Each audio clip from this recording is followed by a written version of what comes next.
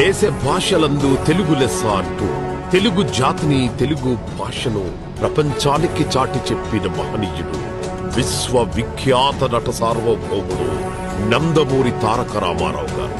ఎన్టీఆర్ తెలుగు సినీ పరిశ్రమలో వినీలాకాశంలో వేగుచుక్కగా మెరిసిన అందాల రాముడు ఎన్టీఆర్. సమాజమే దేవాలయం, ప్రజలే దేవుళ్ళు అనే నినాదంతో తెలుగుదేశం పార్టీని స్థాపించి అనతి కాలంలోనే చరిత్ర సృష్టించిన మహోన్నత వ్యక్తి ఎన్టీఆర్. తెలుగు జాతి గర్వపడే విధంగా అక్టోబర్ చివరి వారంలో అమెరికాలోని అట్లాంటా మహానగరంలో నందమూరి తారక రామారావు గారి కాంస్య విగ్రహాన్ని ఆవిష్కరిస్తున్నారు.